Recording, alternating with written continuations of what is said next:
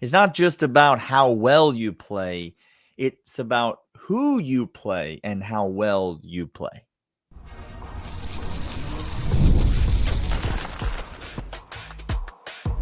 You are Locked On Bulldogs, your daily podcast on the Georgia Bulldogs. Part of the Locked On Podcast Network, your team every day. Welcome back, everybody. This is Locked On Bulldogs, part of the Locked On Podcast Network, your team every single day. He is Daniel. I am Clint. Together, we are Locked On Bulldogs. Bringing you today's episode thanks to the fine folks over at FanDuel. FanDuel, more on them in a moment. Today, we are talking more by the numbers because the more you crunch and understand and gather metrics, the more you understand that this team has some very special, unique things that should only excite you as the first playoff rankings have come out, as we look forward to the stretch run, 4 games left before we hit those college football playoffs. This Georgia team is dangerous. I know what I'm saying. We are cardiac arrest all the way through. I get it. I understand. However, we're going to give you some numbers that should make you get confident in a hurry over certain aspects of this team. Daniel, where would you like to start? You said it's not just how you play, it's how you play against who you played. It's not who you play, it's who they have played. You had a lot of tongue-twisting things in the open, and I'm here for it. Yeah. Tell the people what you're talking about. Listen, we've been talking about it all year. This team, specifically this offense, which is carrying this team in large stretches of the season, is built around efficiency. This offense is predicated around efficiency. They do the things that they are supposed to do. They keep drives alive. They finish with points. They don't punt. They don't turn it over. They move the ball. They are an efficient offense. Virtually any way that you slice it up, per play, per drive, per game, this offense is efficient. Yeah. So it should not surprise you that Georgia has the number one efficiency offense in all of college football. FEI power ranking, not Oregon, not USC, not Ohio State, not Alabama. Georgia has the number one most efficient offense in all of college football. We've been trying to tell you this all season. They are incredibly efficient. That's not the impressive thing, Clint. Okay. Those teams that I just listed. Let me read to you 2 through 7. Okay? May I? Yeah, you may. Georgia's number 1. Number 2, Oregon. Number 3, USC. Number 4, Ohio State. Number 5, Ole Miss. Number 6, Alabama. Number 7, Indiana. You ever heard of any of these schools? You just listed, I think, in some varying degree of order, the top 8 of the college football playoff prediction. Except USC. With USC sprinkled in there. Yep. Who we know has no defense, but an incredibly elite offense, or so I'm led to believe. Yeah. That's 2 through 7. That's 2 through 7 on this list. Okay. Let me read you the average ranking of the defenses that these teams have faced in order to accumulate that position. You can dunk on people all day long. Okay, yes. But that if are it's a Nerf hoop and they're toddlers, your dunk you ain't Somto surreal. You understand what I'm trying to say? Ohio State, Indiana. You ain't Somto surreal. That's what so. Who are the people that we've played, Daniel? With this number 1, So Oregon, for example, has played their average defensive ranking faced. So the ranking of the average defense they face in all their games is the 58th best defense in the country. Okay. 58. USC at number 3, 72nd. Oh my. Average ranked defense. Let me give you a quick one. That's right near middle of the pack for all of college football, including teams like Akron. Ohio State, 35th. Ole Miss, 29th. Alabama, 24th. Indiana, 39th. Okay. All right. This That's is the something. ranking of the average ranking of the defenses that they have faced. Now, Georgia, with the number 1 most efficient offense in college football, Clint, would you like to know the ranking of the average defense that they have faced? It's going to make me salivate. 4. Okay. Okay. It is. They have the average defense that Georgia has faced. That Georgia has played the 4th hardest defensive schedule in the country. That's what that means. If you only look at the defenses they played, it's the 4th hardest schedule in the country so far. Put that. Let me try my best to put that in context for you. Okay, if I may. The number 1 offense in all the land, pretty dang good by every single metric. That's like saying Michael Phelps won all them golds. Yeah. But it came out after he got on the podium that he actually had some prosthetic feet that had 10 pounds of lead in each one of them as he was kicking his way to his glory. lane actually had a current pushing There was a against swim him jet in the pool. Yeah. Hitting his face, 4th best. And we've said this. I will die on this hill. Auburn's the best defense in the entire country. Yeah. That talent and these, okay, Alabama, pretty dang good defense. Kentucky, pretty dang good. Tennessee, pretty good defense. Florida, good defense. Like 4th in the nation. The 4th hardest defensive schedule in the country. The number 1 most efficient offense in the country. And if you look at the numbers, and you can even go back to, this is what we call opponents adjusted. Success rate. Exactly. That's exactly. Okay. So if you look at it, number 1 in the nation, great. That sounds. But if you were to then add on top of it, here's what's wild about the stat. Mm-hmm. The adjusted for opponent success. The chasm goes from 1, Georgia, to Alabama. Oregon at 2. Yeah. Sure. Yeah. But then all of a sudden, whoop, yeah, big jump. that canyon is giant when you start applying when you understand. So again, I'm going to come back in second segment because I'm going to give you stats of Gunnar Stockton and when he's able to have success and when he's not having success. And I don't mean to continue to beat this drum, but it's staring me right in the face. These stats are staring me in the face that the best offensive coordinator in the entire SEC is Mike Bobo. Now he's hurting feelings. Feelings are being hurt again. And I don't care because I'm going to come back again. Gunnar Stockton's success against that 4th hardest schedule for the in terms offense of defenses. Yeah. And then what we're going to do is we're going to look ahead a little bit. I think this is an incredible set because it's really important who you might be coming up. Again, it's not how you play, it's who Here we go. Yes, sir. But we're going to talk about that right after these.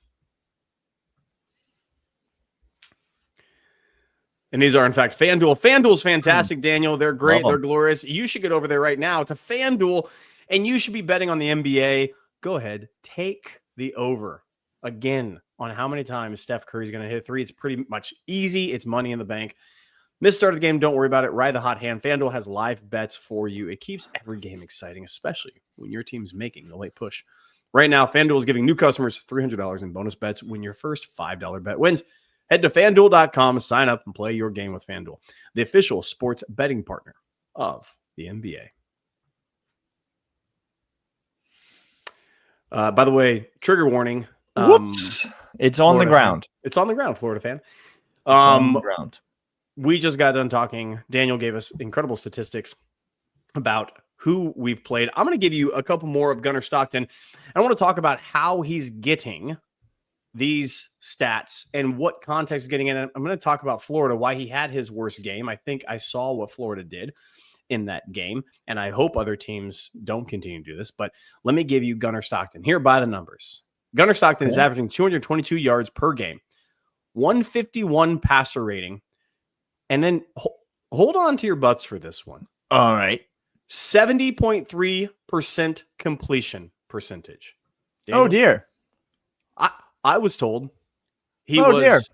His ball was heavy when he threw it. That's what I've been told, which is heavy true. ball. But he's more of a gunslinger, not surgical, not precise, not 70.3. Again, against a top 4 defense. Fourth hardest defensive schedule in the country.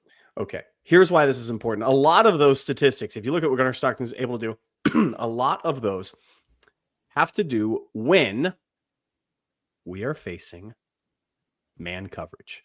Man coverage, when Gunnar Stockton sees man coverage, this is where comes into play where Zachariah Branch, electric in man coverage. Why? He is faster and has more scat than anybody else out on the field. He can get off of defenders. He can get in the route lane. He can open himself up.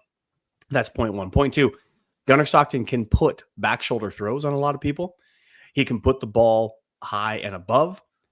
When he start facing zone, this is when it gets a little precarious because, again, when things get a bit odd. It gets a little odd. Why? Well, it's pretty dang hard. Zone coverages you have to read, and if there are active players in zone coverage, and if there's active schemes, linebackers going off, you have to go 1, 2, 3.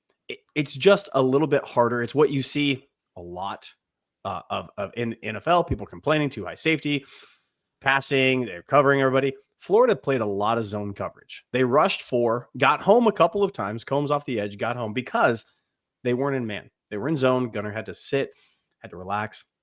Here's what countered that. And here's what happened in the second half, I think. I don't have all the film. I went back, I looked at it a little bit. Third quarter was not a good quarter for Georgia at all.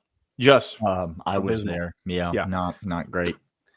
First half was great. Gunnar Stockton, Cash Jones, that PI call he got, man coverage guy going up the boundary with him, come back. Yep. Gunnar Stockton, electric. Florida started playing more zone, and we started getting in trouble with it. Our passing attack started slowing down a little bit, and that's where I led into this segment talking about Mike Bobo. That's when Mike Bobo, the chess master, says, okay, I see you, defensive coordinator, and what you're trying to do. I'm up in the booth. I have eyes. I have binoculars. I have my guys on the ground talking to me. They're playing zone. Great. Hey, I know a remedy for that. You want to drop guys back and you not want to blitz? Hey, number 33, why don't you hop off the bench? Why don't you head on down? Yes, sir. Why don't I just absolutely run it down your throat, have the offensive linemen who are incredible at this get to that second level because they're not having to fight off linebackers blitzing. They're chipping off, going to the second level, getting downfield, making blocks. This is why when you talk about efficiency of offense and you want to talk about, well, let's do it all over the yard. No. You want to have this efficient. You want to have this surgical. You want to have methodical. That's what Mike Bobo is doing. The stats that Gunnar is having, they are good in context against upper echelon defenses, but also it's setting the guys up for success. Is Gunnar Stockton the best quarterback in the nation? No, I think he's actually maybe the second best quarterback in the SEC. I'll fight on that hill all day long. Is he top 5? Yeah, I'd rank him up there. Is he elite as it comes to reading zones? Not right now. That's what the metrics and everything tells me. Mike Bobo knows that. And so he's going to get better at that. First of all, thank you. He's going to be fine. Secondly, let's put him in positions where they're going to go have to blitz, a run blitz. Let's get him on man coverage. Let's do that screen game. Hey, Noah Thomas touchdown. Exactly. These are the things that Mike Bobo, having him back there paired with Gunnar Stockton and the skill set he brings, is making us the number 1 efficient offense in all the land. Yeah. And I think, again, the horse is dead at this point. But it is. Is Talon Green a more talented football player than Gunnar Stockton? Absolutely, he is. Like he's electric. He's very good. Ty Simpson having a great season at quarterback. But those are the only 2 guys that I'm even willing to entertain in the SEC are better quarterbacks right now than Gunnar Stockton. He's doing everything that he needs to do for this team, including making those decisions on RPOs, making those decisions on zone reads, making those decisions on in terms of what plays we're in, and then delivering the ball on time, on target, and moving this offense down the field. Last time I checked, that's the thing that the quarterback is supposed to do. That's exactly what Gunnar Stockton is doing. Listen, we're going to talk in the third segment about Georgia's college football playoff ranking. First college football playoff rankings come out on Tuesday. Today's Wednesday, but they come out on Tuesday. We're going to talk about Georgia's ranking. Before we do that, you mentioned it. You mentioned it in the first segment, and I just want to make sure that we get back to it. Who does Georgia have coming up? This is key. Right? It's important. Remember, Georgia's faced the fourth most difficult defensive schedule in the country. Mississippi State, the 79th ranked defense in America. Oh, no. Okay. So now we're back to Oregon status. Again, well below their counterpart, Ole Miss, which I'm not sure if you're aware of how the offense did in that particular Did you know, I heard somebody say Ole Miss's biggest game to date in the history of the program is coming up this Saturday against Florida? Daniel? So that's a program that's literally never won any championship of any kind. I believe it. Correct. I 100% believe that is the biggest game they've ever had in the history of their program. Great, good. There are still people talking about 2nd and 26 because their program hasn't won any real championships since then. Oh, no. Like there are people who are living so far in the past that they couldn't possibly be bothered to step into the present. Texas has an incredibly vaunted defense. Sure. They're ranked 20th in the country. Okay. So that's worse than Auburn. Oh, yeah.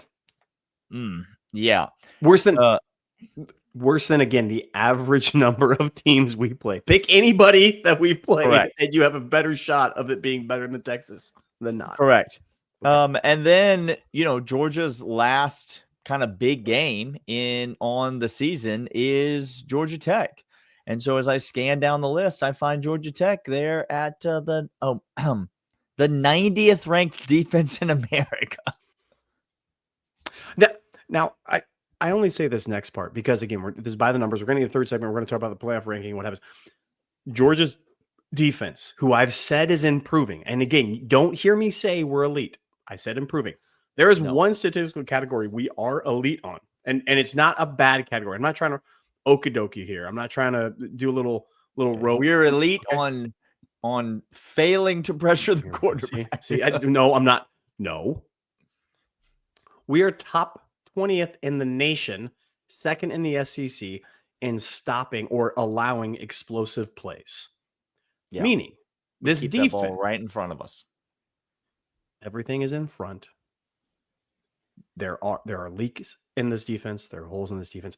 But what you're telling me now, let's combine this all together as we go in the third segment and talk about this around. We have an offense who's faced the hardest schedule that is in the SEC and is the number one offense in the nation efficiency-wise. Gunnar Stockton's doing great against man, and when we don't have man, we go to run because Mike Bobo's calling great games. Our defense is stopping explosiveness. Vanderbilt giving up a 75-yard touchdown on play 1 to go down 7 points in the hole set them off the entire game. They came storming back, but had they not given up an explosive play like that, who the heck knows what would have happened in that game against Texas? Again, came back 31 points, nearly won the freaking thing against Texas, who we have coming up. Meaning this, our defense is not elite, but we're keeping us in games just enough by not having explosive plays get behind us because we know, given the offensive hands, they will score points against anybody. Now, we're going to talk about what that looks like as the college football playoff rankings come out. But first, these.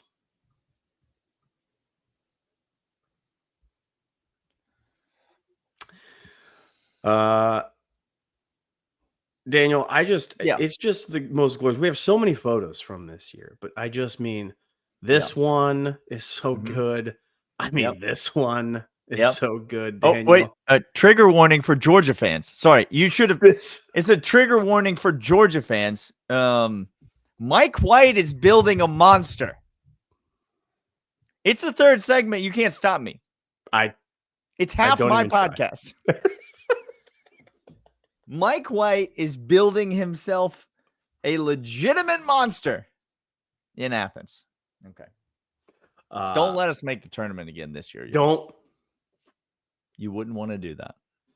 You would not care to do it. It's going to happen. All right, college football playoff rankings come out. Georgia comes in at number 5 in the aforementioned college football playoff rankings. To be expected. Ohio State 1, Indiana 2, Texas A&M 3, Alabama 4, Georgia 5, Ole Miss 6, BYU 7, Texas Tech 8, Oregon, Notre Dame, Texas, Oklahoma, Utah, Virginia. Virginia actually the 11th seed in the playoff bracket because they're the highest ranked ACC team.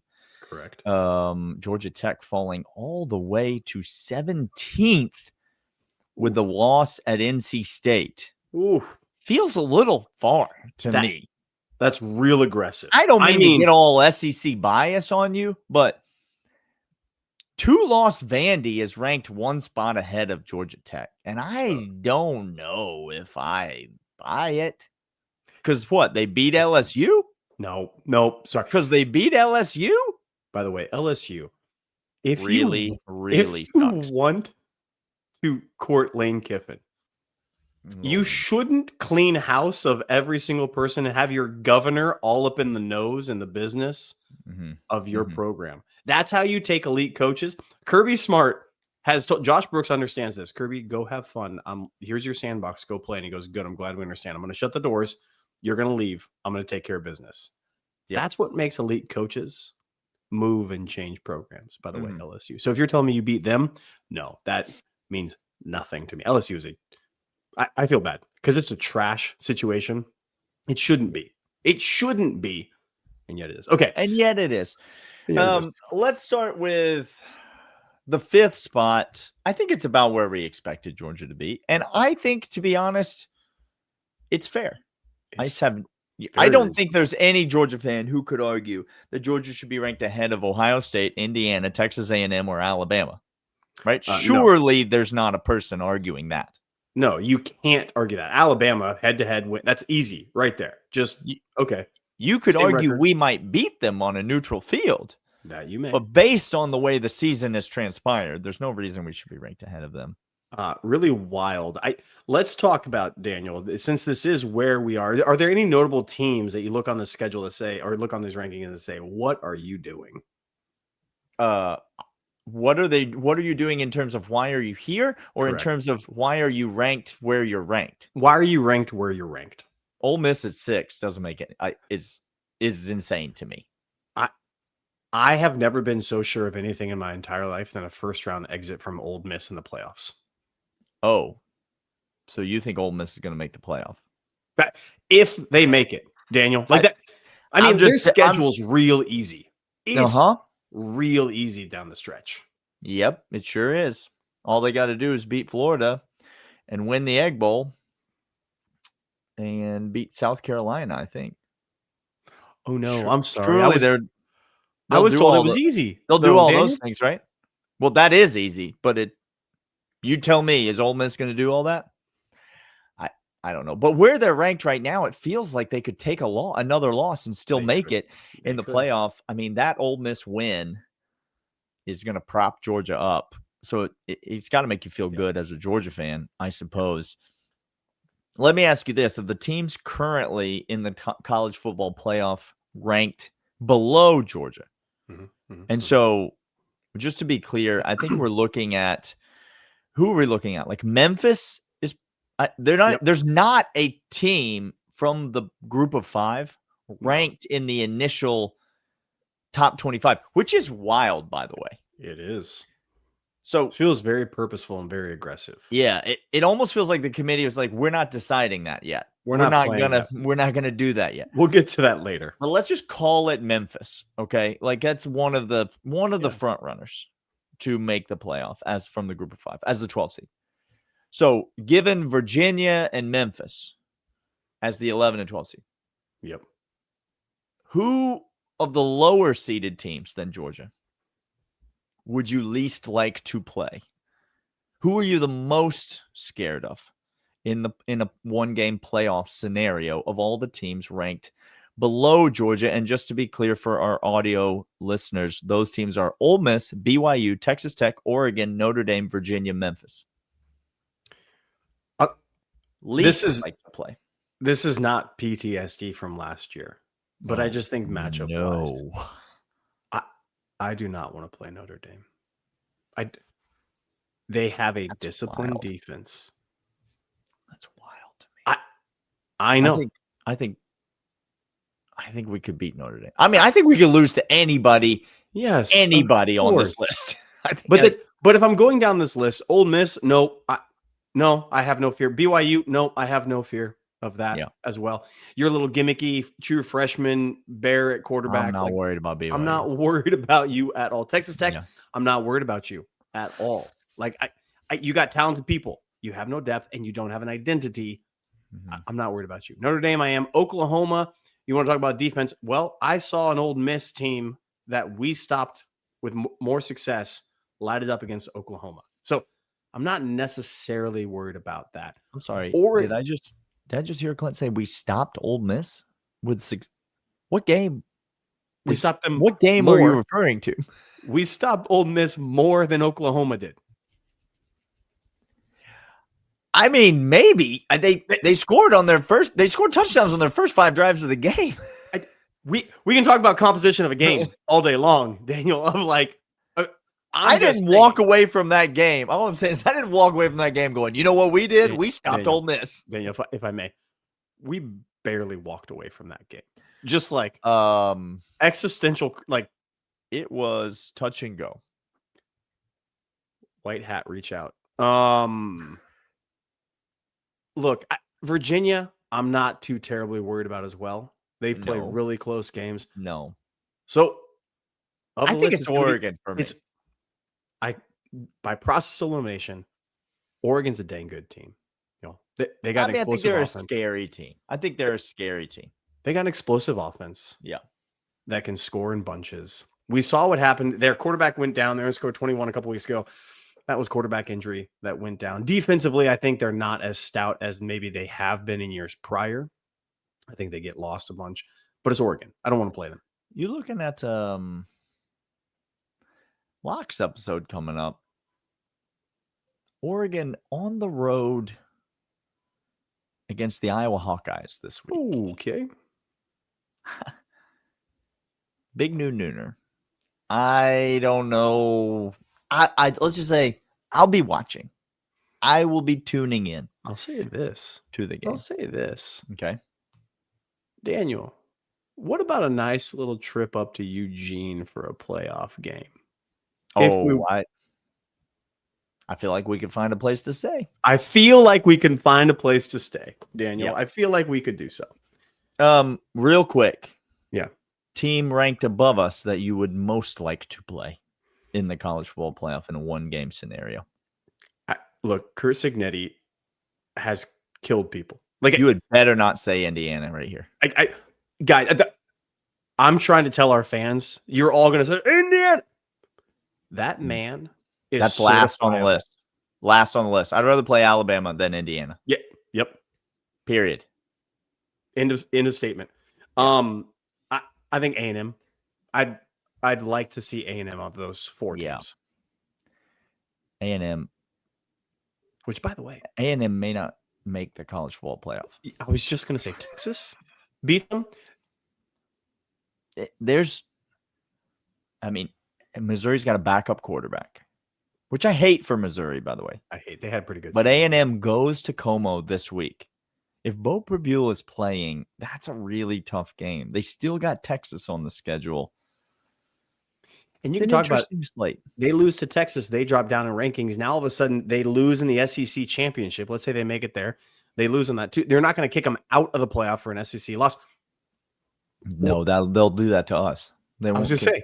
They'll save that for us. Or would they? See, that's what I'm talking about. Yeah. Don't let guys, you do not want to run the table here and lose to Georgia Tech and then play Alabama in the SEC championship game with 2 losses. You do not want that. He is Daniel. I'm Clint. This is Locked On Bulldogs, part Locked On Podcast Network. Your team every day. We'll see you guys tomorrow. See ya.